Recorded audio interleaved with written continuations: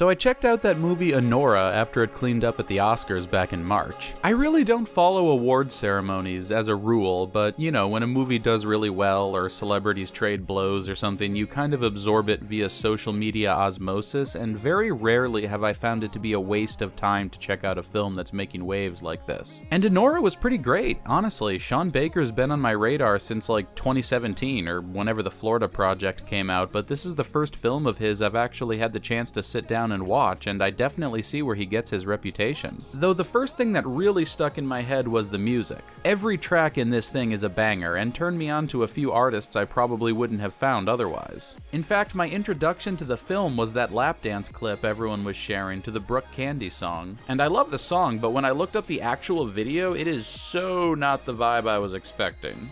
Call an ambulance, this pussy's lethal. Call the police, this pussy's illegal.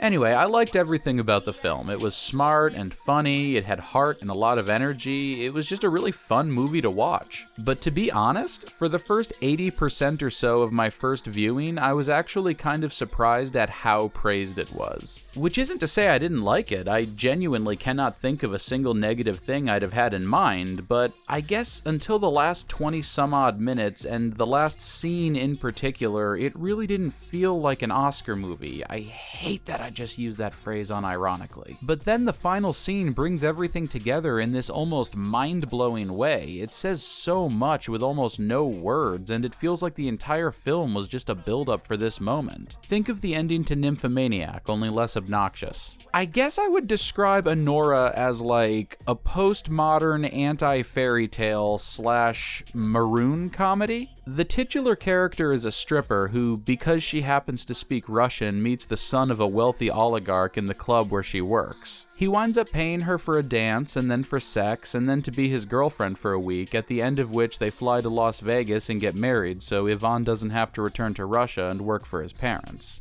It's fucking Vegas. Don't people get married in Vegas? Don't fuck around. I'm not fucking around. Okay. Okay, go. Go get married. Yes? Yes, let's get married. You asshole. Why? Don't fucking cheese me with that shit, okay? Stop. It ain't cool. I just think that we had great time together and... Бля, я волнуюсь, на русском скажу. Что? Мне кажется, просто мы бы клёво провели время, даже если бы у меня не было денег. And I will become American and my parents will suck my dick.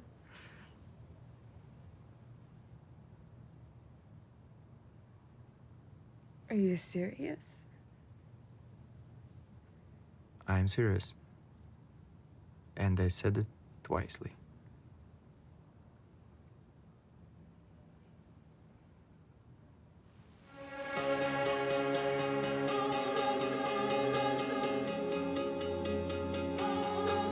Three carrots. The first act is basically the end of that classic fairy tale story where the handsome prince shows up and sweeps the peasant girl away from her working class environment to live a life of ease and luxury in a beautiful castle. Annie even tells her friend she wants to go to Disneyland for their honeymoon and stay in the Cinderella suite. She also has this butterfly motif with her clothes and accessories, which, among other things, evokes having undergone a transformation to reach one's realized form. What is that? Is that a butterfly? Yeah, it's a butterfly. You're so classy. I know. I got dollar signs like a real hoe. No, but you're manifesting with those. This is an interesting little moment, and I think it says a lot about Annie's character. See, this one girl, Lulu, she's manifesting money, which is what they're all there for, ultimately, but Anora is manifesting the transformation most people need money to achieve. There's also something to a butterfly being this symbol of beauty and feminine ornamentation, which is what the people who have money are showing up to a strip club to see. Like, doing your nails up this way severely limits the functionality of a person's hands, but in this particular instance of symbolism, the nails are an extension of this overall thing through which you can attract another person to come and do all your heavy lifting for you. And I think the film is telling us here that Annie has a more intricate understanding of pageantry and sensuality than a lot of the other girls she works with. Being an exotic dancer or an OnlyFans model or whatever, it isn't just about having a good body. Being sexy is a whole skill set unto itself, even separated from needing to know how to dance, talk to people, do makeup and style yourself, etc., etc. When Annie dances, each movement transitions gracefully into the next, as smooth and natural as flowing water, which we can contrast with the clunkiness of Diamond's routine. Annie isn't just physically attractive, she's also subtle and good at what she does, and clearly puts a lot of work into honing and perfecting the skills of her craft. And this is the same attitude she brings towards being Vanya's trophy wife. That's the thing, Annie knew from the beginning that she and Vanya didn't really love each other, that they didn't even know each other. That's why she acted so put off when he first suggested they get married, because dangling that kind of a life in front of her is just a cruel thing to do if he wasn't serious about it. The first time she visits his mansion, Annie compliments Vanya on the view from what she thinks is his bedroom, and he tells her that his view is better. And she thanks him, but also gives him this look like, dude, get real. Anora is gorgeous. Mickey Madison is a beautiful woman, but on a planet of 8 billion people, beautiful women are not that difficult to find. Wealth, on the other hand, does grant access to certain things that are forever going to be beyond the reach of most people. Even wanting the Cinderella suite, I think, is indicative that she wasn't entirely sure about the marriage. I mean, the point of fairy tales is that they're not real, right?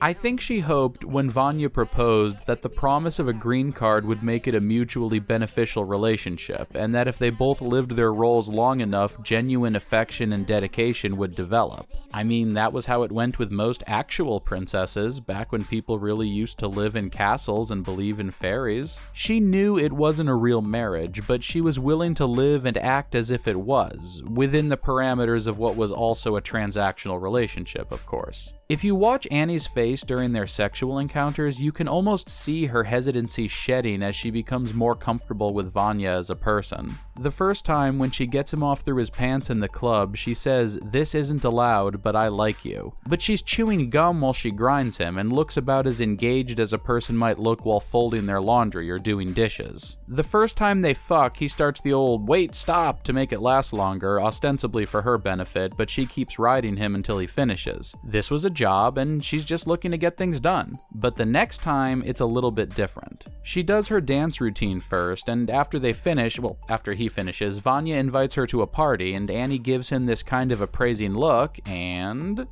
You know, you paid for an hour and there's still like 45 minutes left if you want to go again.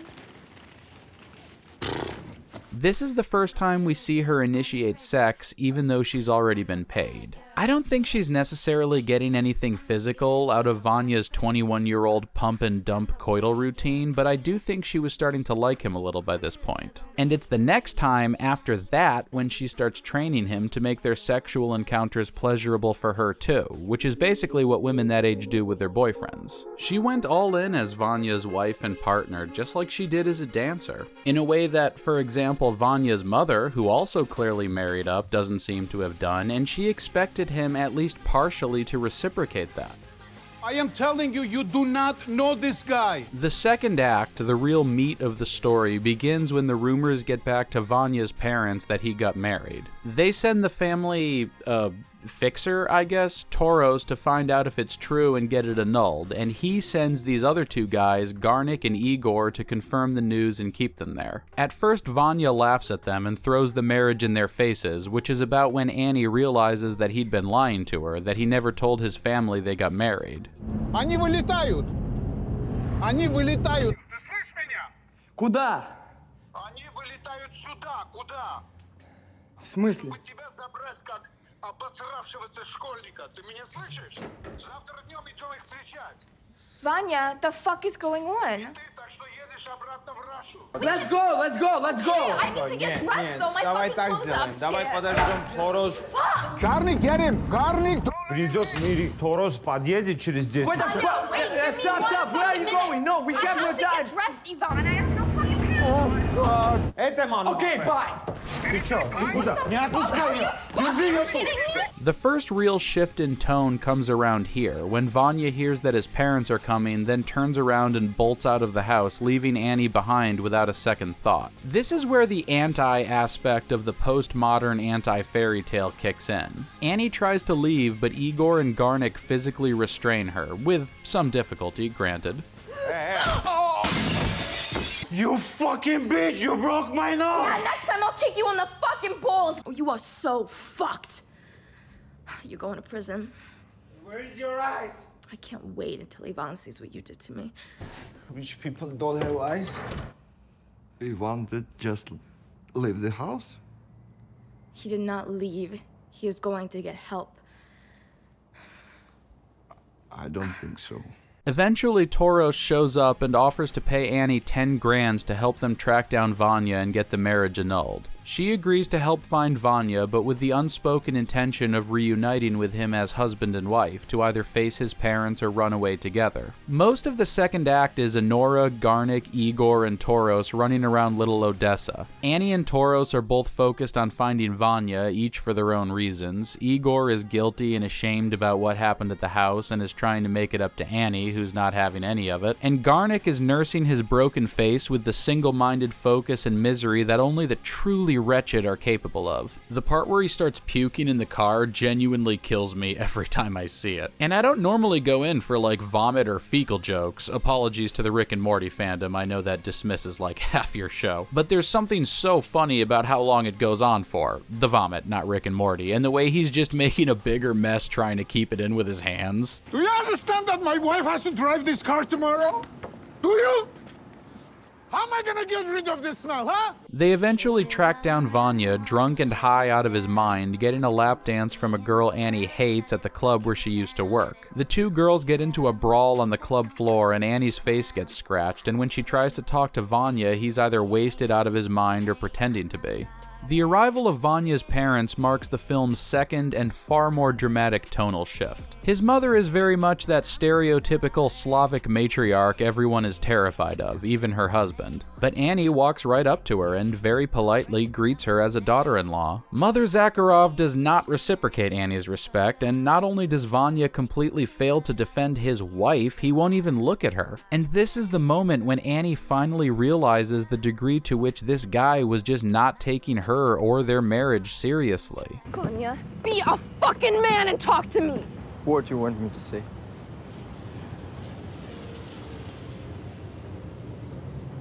Can you understand that now we must go in the fucking plane and fly in fucking Vegas? Get it? You get it? So we're getting a divorce. You... Of course! Are you stupid?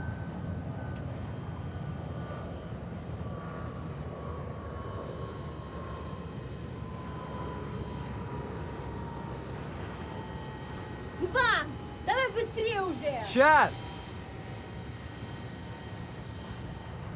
And thank you for making my last trip to America so fun. And it's also the moment when we, the audience, realize the degree to which Annie was taking it seriously. Anora is the most intelligent character we spend any amount of time with in this film. She understands by this point that Vanya does not actually have any money on his own, and that defying his parents would likely mean his being cut off and having to get a job at a vape shop or a gas station or something. But she still expected him to choose her, which means, in turn, that she was choosing a life with him, potentially sans the family wealth. She might have kept the vows without the money, but the idea was not something that even occurred to Vanya because the marriage was never anything more to him than a diversion and a fun way to piss off his parents. A different kind of story could well have ended right here at the airport after Galina and Annie threaten each other, with Anora making some kind of profanity-laden quip, flicking her hair in the bitch's face, then walking off while Tom Petty's American Girl plays into the credits. But like any rational person, Annie is obviously going to take $10,000 in cash over probably decades of harassment from lawyers and private investigators and God knows who else people like the Zakharov family have working for them.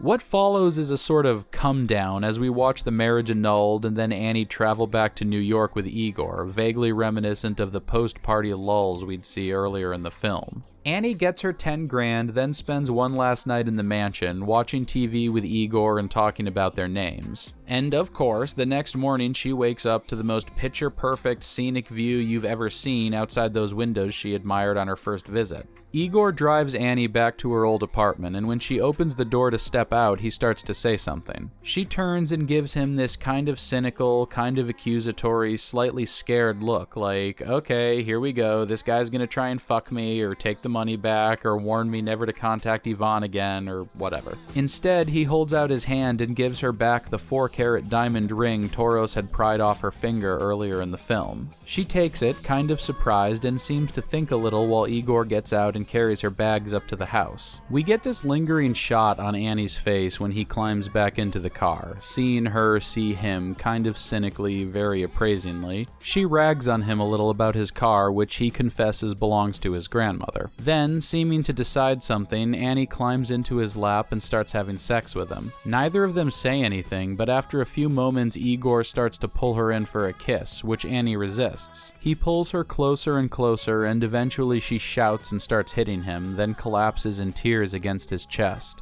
He hugs her and kisses the top of her head while she cries, a less sexual but more intimate version of the kiss he was first going in for, and the camera fades out to the sound of the car heater and the windshield wipers on the snow outside. This final scene contains almost no dialogue, but it says everything about the film. The moment Annie starts crying especially is so complex and multifaceted, it's basically the reason I made this video. Now, I think there are two kind of surface level reasons why she cries, and then below there are two, less obvious reasons. The first and most obvious being the emotional whiplash of everything she'd been through over the past few weeks finally catching up with her. Being swept off her feet almost overnight by Vanya, the partying and their dream come true marriage, having the rug pulled out from under her, then being manhandled by Garnick and Igor, threatened by Toros, chasing Vanya all over the city, being humiliated at her old job and getting her face marked up, Vanya's betrayal, then the disrespect from his family, and now here she is again, right back at her old apartment.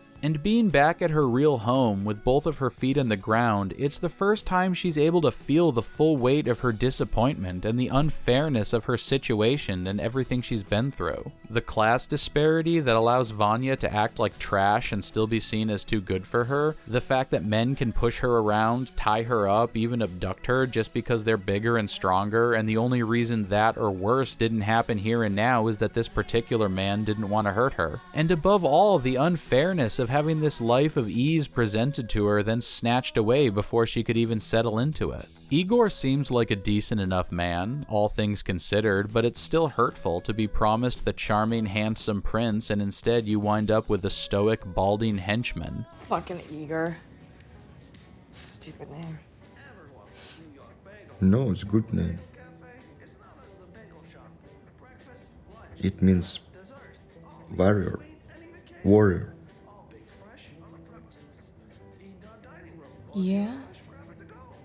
Igor means hunchback weirdo, you fucking piece of shit. Can you shut the fuck up, please? Now, when I say henchman, I do mean that in the loose sense, because at first we are meant to think Igor is like a drug dealer or a mob enforcer or something, but as the film goes on, it becomes more and more clear he's just a guy. But in terms of what he represents in this film, in this context, yeah, he's a henchman. A thug, a goon, a cop, or a soldier could represent the same thing. In fact, I think that last one is probably the comparison the film most wants us to make. Nobody says anything about him having been a soldier, but he has the buzz cut, he has the walk, he has the general presence of somebody who was in the military. And soldiers frequently wind up marrying or getting into relationships with strippers. Like, that happens a lot, it's a thing. To the point where a lot of young dudes joining the military will actually get a "don't marry a stripper" talk from an older family member or family friend before they leave home. Which I always thought was kind of bullshit. I mean, flying to another part of the world to kill people you've never met so oil companies can maximize their profits is noble, but dancing on a pole in lingerie or grinding in some guy's lap till he nuts through his jeans makes you a bad person? Fuck off. That all said, I think the reason strippers and soldiers so often get together is that there is a certain commonality of experience. They both do punishing jobs that take a toll on one's mental health, where their bodies are used for the benefits of other people. Both professions have a low threshold for entry in terms of technical skills, predominantly require young people, and are rife with PTSD and substance abuse issues. And both are known to come with unique challenges for romantic partners. Which is another reason Anora broke down in tears when Igor tried to kiss her. I think being constantly objectified at this job that so directly commodifies her person has caused Annie to develop a very transactional view of sex and intimacy. And I don't think she was really going in for something as personal as what Igor had in mind when she climbed into his lap. When he gives her the ring back, and I think that detail that he's driving his grandmother's car especially, she sees a little bit of the humanity behind the boiled potato, behind the thug. You know, he was being supportive-ish, and he stood up for her to his boss's boss's boss, or at least to the room he was in. He spent his birthday running around the city looking for Vanya with her, and he just passed her a diamond that probably caused a small war in the Congo. I think she was just trying to do something nice for him. But then he took a hold of her face and tried to kiss her, which, at least in movie terms, is seen as something much more intimate. And after everything she just went through with Vanya, the idea of being intimate with a man, letting her emotional guard down and trusting him not to screw her over again was scary in a way that sex on its own was not. She tries to pull away, but he's stronger than she is. Then she cries out and he lets go, and that's what makes her walls come down. She hit him first because she was angry at the breach of her emotional defenses, but really because of everything that happened with Vanya and everything else that she has to deal with living the life she has. Then she starts crying and collapses against him, and she lets him hold her and comfort her, giving in not to his physical strength but to the intimacy she first resisted. This was my initial understanding the first time I watched Anora, and while I still think that's accurate, I have since come around to another reading which I also believe is correct. But to properly explain, we have to jump back a little bit and look at the conversation Annie has with Igor during her last night in the mansion. But anyway, you were not in danger of injury or harm, right?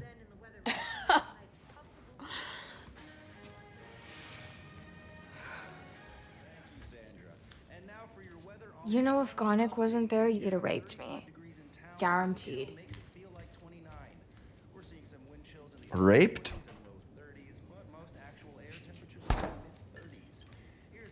No doubt. What? Why would I have raped you? You have rape eyes. Rape dice? Rape eyes. You heard me? You sick motherfucker would have raped me. Okay, but I didn't want to rape you. Oh, yeah? Why? What?